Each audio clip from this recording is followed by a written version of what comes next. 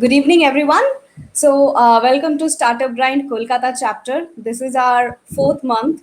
We are still preemies compared to quite a few chapters across the globe, but we have managed to get some wonderful speakers. And one such amazing speaker, a very young speaker, is among us. And of course, as usual, he is very unique in himself. It is Arjun. We have Arjun Vaidya with us, who was the CEO of Dr. Vaidya. Now, when I say he was, it is because it is the first D2C brand that has been acquired by somebody, and that somebody is the RPG Goenka Group. So before it was acquired, what he did was Arjun was actually a graduate from Brown University, USA, with a BA in honors in international relations and economics. He then worked in a private equity at a consumer sector focused fund that is called as L Capital Asia, where he focused specifically on consumer brands and consumer tech. In October 2016, he decided to quit his job and take on his 150-year-old family legacy of Ayurvedic formulations that his grandfather left behind. He packaged Dr. Vaidya's The Ancient Indian Science of Ayurveda and emerged as India's largest Ayurveda brand online. Arjun was the first Ayurvedic entrepreneur to be featured in Forbes 30 under 30 Asia list for and Business World under 40 under 40. Dr. Vedas has also won Youth SMB Year from Amazon and the Retail Startup Award from the Retailers Association of India. In June 2019, Dr. Vedas partnered with the RP Sanjeev Goenka Group worth USD 4 billion and has now been acquired by them, making it India's first successful D2C exit. So he is an active angel investor and a mentor to the brands in India's D2C and e-commerce ecosystem.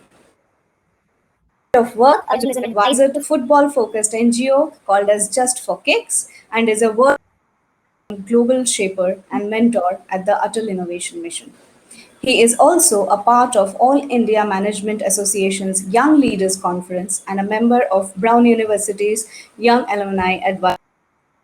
So, very warm welcome, Arjun. Thank you for taking out time for us.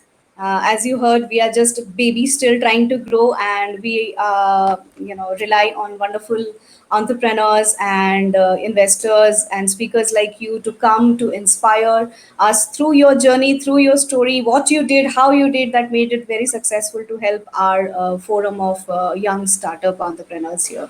So, welcome, Arjun. All over to you now. Thank you so much. Thank you, Suchi. It's a pleasure to be with you, and thank you so much for inviting me to this forum. So I think I'll start by maybe talking about my background and what led me to sort of getting to the journey of Dr. Vaidya's. I'll then talk about my journey building a D2C brand and my learnings through the journey, and then eventually sort of talk about the exit and where I am today. And I think, look, for me, the business was in my family and meant a lot to me because Vaidya, my last name, means Ayurvedic doctor. I come from a legacy of 150 years of Ayurveda in my family. My grandfather, great grandfather, and sort of generations before were all Ayurvedic doctors, right? So my great grandfather moved in 1923 from Morbi outside of Rajkot to Bombay. It was called Bombay at the time. He set up a small Ayurvedic clinic in Bombay, and in 1957, my grandfather graduated from medical school. He did what was customary at the time. He studied what his father was doing, joined his father, and by 71, he took on my great grandfather's Ayurvedic practice. In the 80s and 90s, my dada made this one clinic, probably India's most successful Ayurvedic clinic. We saw 300 to 350 patients a day in this clinic. He had 12,000 patients a month writing them via post. And when I say post, I mean post to the e-commerce of that time. But he was not a businessman. He didn't care for sales, distribution, marketing, or strategy. He also wasn't really interested in charging for a consultation. My grandfather always believed that income strata should not prevent people from coming into his clinic. And so consultation was always free at Dr. Vaidya. In the 90s, so late 80s, my father graduated from college and he didn't really study medicine and he wanted to make a brand out of what my grandfather was doing. So they tried to work together and sort of repackage and rebrand my grandfather's clinic into a brand. And you can imagine again that FMCG was being built in India at that time. But the doctors and businessmen don't see eye to eye. And then eventually my father started his own business in the jewelry and watch space, and he's been doing that for the last 35 years. And that I would say is my family business. But I grew up with asthma, right? I suffered from juvenile bronchitis at age 2. I grew up with pumps, nebulizers, steroids, inhalers. I didn't have a normal childhood because of asthma. I don't know what I call not a normal childhood. I was taken off the cricket field at age 7 by my grandfather because there was too much dust on the cricket ground. I was made to play golf and squash as a kid, right? And I wasn't too excited by playing golf and squash as a 7-year-old. I didn't have ice cream or any cold drinks or soft drinks till I was 12 or 13 years old because of my asthma, right? And so I was prevented from doing all these what seemed to be normal things because of my asthma. I got on Ayurvedic treatment very early on by age 3, and by age 15 and a half, I was actually completely cured of asthma. And for me, Ayurveda was family legacy, but it also meant a lot more because I started playing cricket again. And I love cricket. Like, I'm a huge cricket fan. And when I started playing cricket again, uh, at age 16, I was made captain of my school cricket team. Right? So that was a big turning point in my life. The team wasn't really good. There were not that many people who cared about it. And I was made captain not because I was the best player. I was made captain because I was the most regular to practice. But still, for me, from someone who could not play cricket, Ayurveda allowed me to play cricket, right? And so it became sort of more than just family legacy. It became a part of what I was. Uh, I spent a lot of time with my grandfather growing up as well. I was the grandkid who transcribed the family formulations from the scriptures to the computer. And when I saw the life he lived in, and Ayurveda meant a lot to me. I went to the US for my undergrad in 2009. I went to a place called Brown University. Uh, I studied economics and international relations at Brown, but I learned a lot there about what I eventually ended up doing with my Ayurveda legacy. Right? So uh, I saw them move towards natural and organic products. I saw yoga being completely repackaged. Right? Yoga mats, yoga gyms, yoga apparel, Lululemon, multi-billion-dollar industry in the US. And I thought to myself, this isn't correct, right? They've taken what is Indian, repackaged and rebranded and sold it back to us. That doesn't make any sense. True. So came back to India in 2013 with these thoughts in my mind. When I came back to India, I got a job in a private equity fund called L Capital Asia, now called L Capital. Spent a lot of time actually on consumer brands. It was a consumer focused fund. So I saw fundamental change happening in the Indian consumption story. I got to spend time with more than 150 consumer focused brands across apparel, retail, lifestyle, food and beverage, wines and spirits, automobiles, cars, bikes, across the board, right? Entertainment, media. And through this experience, actually, got to understand a fundamental change that happened in our consumption ecosystem. Right? I grew up in an India which was obsessed with imported products. And I came back to an India which was happy to consume quintessentially Indian products, right? So, the India I grew up in, I was gifted a Japanese electronic sharpener for my 11th birthday by my grandmother from a store that only sold imported products because what was imported was considered good and what was Indian was considered substandard. Right? Came back to a different India. Came back to an India where Indian brands were being consumed, Indian consumers were happy to consume and proud of our heritage, right? Quintessentially Indian brands. I also was the youngest member of the team at El Capital, and so I got to work on e-commerce, right?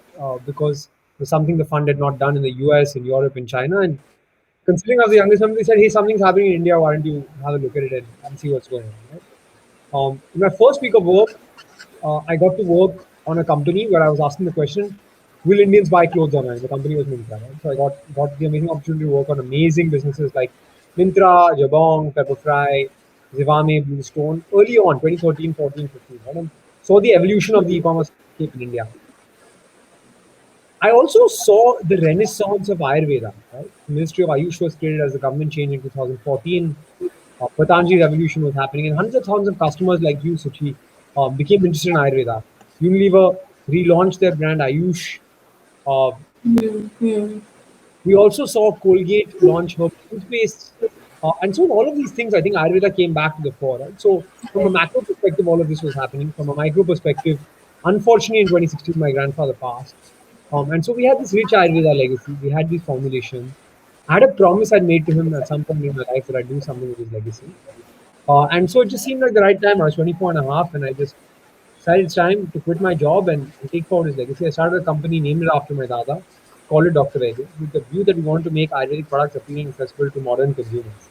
That was the idea. We launched two products. The first was called Herbo Fit, Goodness of Chyawanprash in the capsule, and the second was called Live It Up, an Ayurvedic hangover shield. So we went with these two products and sort of, uh, as most brands at the time, went offline. And the first sort of few months was, it seemed like it was amazing. Right? I had a big launch event at Taj Lands End.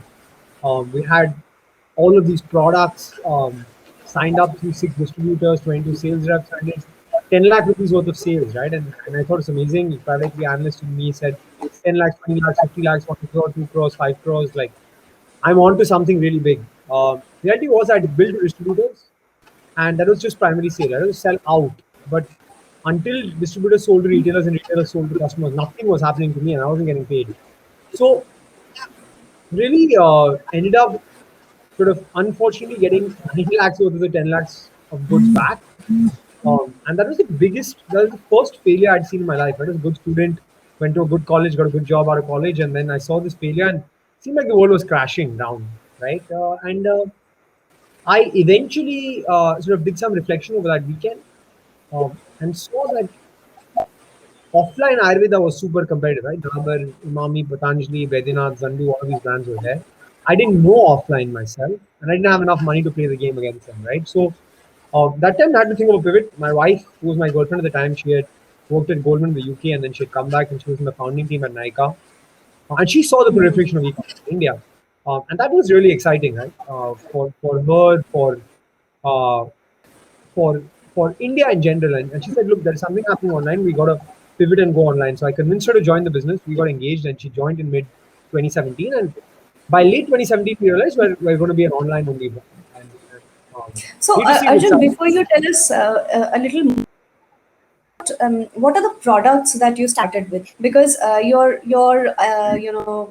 ancestors, your family line came from Ayurvedic doctors, but you decided to do something different and then came back and carried on that heritage. So, what are the products that you actually started with initially, and then or how many products did you start with and decided to move on? If you can just Yeah, as I tell said, us a little. we started with two products, right? I talked about the products already. Herbo Fit, which is the goodness of Chyawanprash in a capsule, and Live It Up, which is the Ayurvedic hangover shield. So we started with these two products and um, Okay. realized very quickly when we were going online that two products isn't going to cut it. Right? So at that time, Hmm. uh, November 2017, when we launched our website, um, we launched another 29 products. Right? So we were like 30, 31 products at the time because two products isn't good enough to run an e-commerce website. So we Right. started with one order every 3 days on our website.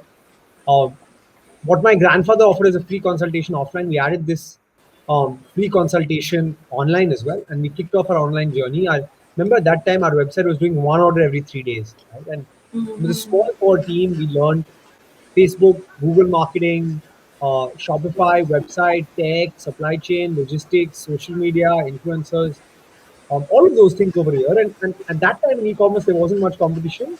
We had to convince customers to buy online, and they didn't have any options. If they came online, they would only find us. Uh, in 1 year, actually, we reached 50 orders a day. And that was a big milestone for us, right? Today, 50 orders a day doesn't seem that exciting.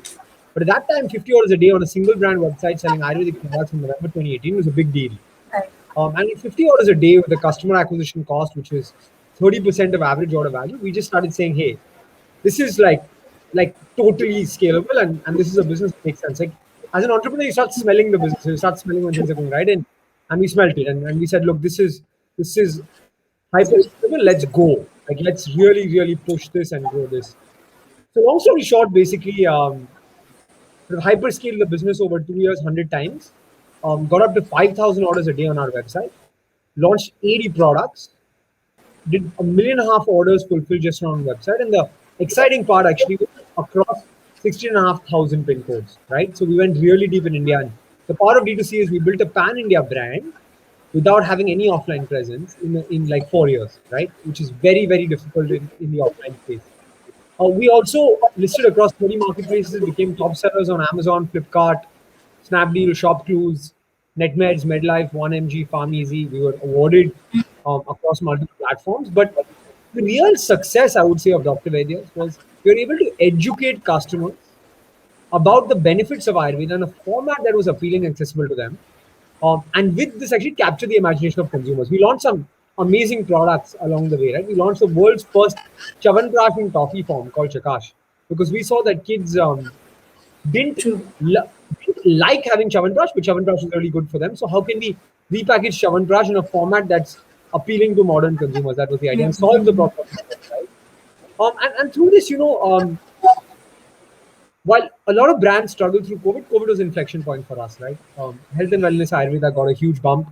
We were really sharp about launching products. So we launched 7 products that were COVID specific through the lockdown. We launched an immunity supplement called ImmunoHerb. We launched ashwagandha and giloy capsules. We launched 2 types of kadha, and we launched a hand sanitizer and a Ayurveda based fruit and veggie wash. So really sort of were tactical about our launches through COVID and really helped the brand.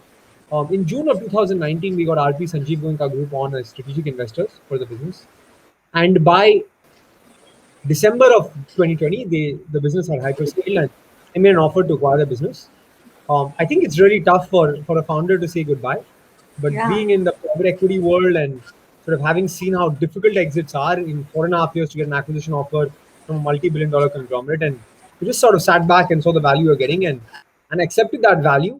Thought it was sort of fair value for us as a company and as a brand, and took the offer and moved on from there.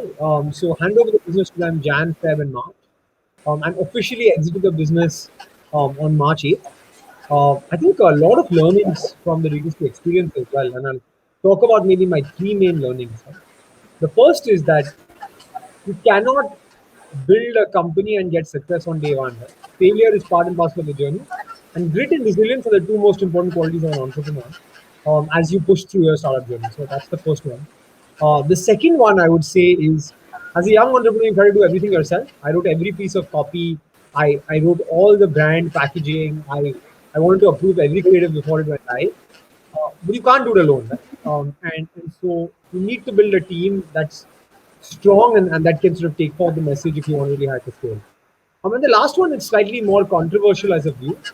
Uh, Entrepreneurship is not a side hustle. You True. cannot be half in, right? I see a lot of young people saying, "Hey, I've started this company. It's my side hustle. I do it on the nights and weekends, and uh, when it becomes big, I'll do it full time." The reality is, you can't build something super scalable. You can't be slightly pregnant with your startup. And so, really, those are the 3 key learnings as we built Dr. Vaidya's. I think after we sold the business, my wife and I wanted to give back to the ecosystem. And so we become active angels now, done 16, 17 angel investments across consumer brands, enablers to e-commerce and consumer internet. Mentor advice some 12, 15 D2C brands formally and spoken to more than 200 D2C founders, like help them solve their issues. Advise an early stage venture debt fund called GetVantage, and teach a course on D2C. So I think that's what kept us busy over the last 3 months. And as of last week, actually, I'm a full time venture capitalist now. So we'll announce it very Okay. soon. We'll announce it next week. But I'm leading a venture capital fund to invest in the next generation of consumer brands. So that's my story really in a nutshell. And I hope I was able to tell it in the right way.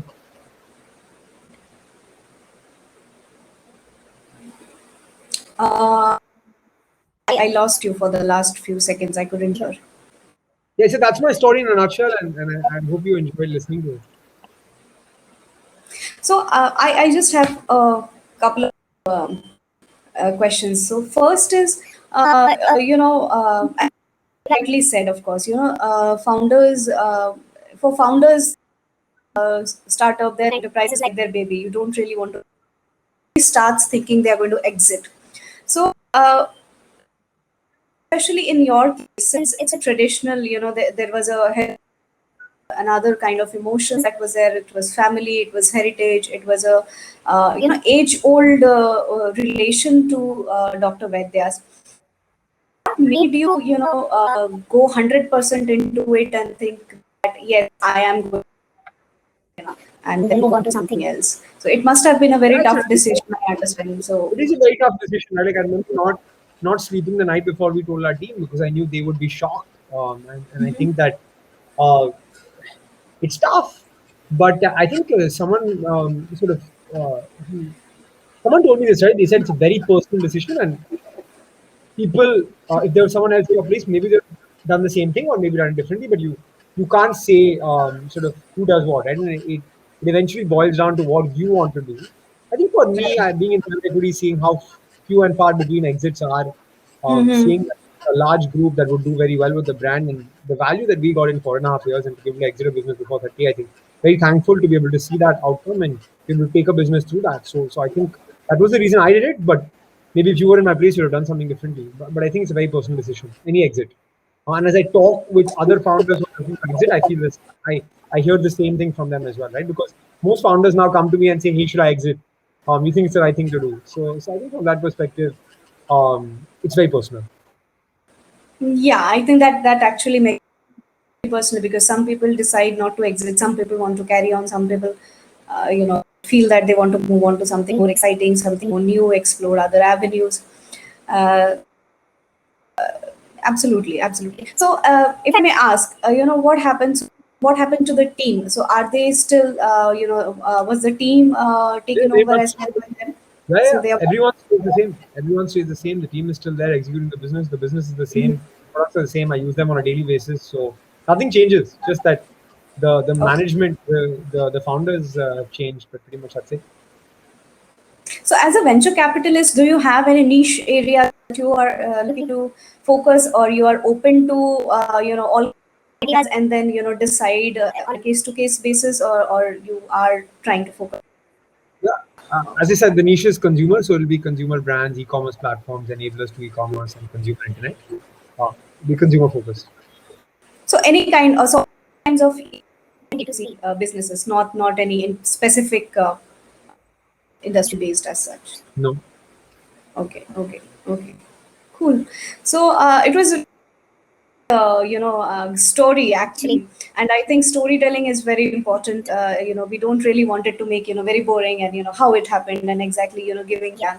So your story, I learned quite a few things of holding on when things become difficult and taking few difficult decisions, such as when to go online, how many products to increase, whether it's going to add value to it, and the most difficult decision, of course, giving away, handing over your venture to somebody, and taking a call of moving on. So I think what is difficult decision making, of course, is a part and parcel of being an entrepreneur, but taking your time and thinking it on a personal level, I think those are my learnings. So I guess we can just open up the floor in case if we get any questions in the chat box. If not, then I would love to have probably a closing remark from you before we call it a day. Well, no, I think it's been a pleasure to be with you, and yeah, I think you're doing some amazing work. Calcutta is an amazing place, and working on the startup ecosystem there. So it's really excited to see how the chapter grows. And thank you for having me. I hope so. I am born and raised in Mumbai actually. So I was always in, and then I did my, so and then I also did my fashion designing. I'm doing something completely different now. So I started my entrepreneurial journey 2 years back, trying to build brand. Let's. So any closing remarks, any closing advice for the young people out there who are still, so maybe they have an idea start, they want to take it over, but then it's sure. So any last Yeah, so closing the advice for? closing remark for me is look, I think e-commerce ecosystem is now pretty mature in India. A lot of things happening. Very exciting time to be there. A lot of people ask me like, what should I do? How should I build my entrepreneurial skill set? How should I think of this or that? And I think the reality is the best thing to do is just start because until you start, you don't know the problems you'll face. So theorizing things is great, but until you start, you don't know what's going on. So my advice is start because you don't know what's in store for you, and unless you start, you won't get going. Absolutely. Yeah, pretty sound advice there. So thanks once again, Arjun, for being here, and to all our audience present here and later on who would be listening to us. We would be back with more amazing workshops, speakers, and you all. So do keep engaging with us and stay tuned. Thank you. Thank you so much for having me. Bye. Bye bye.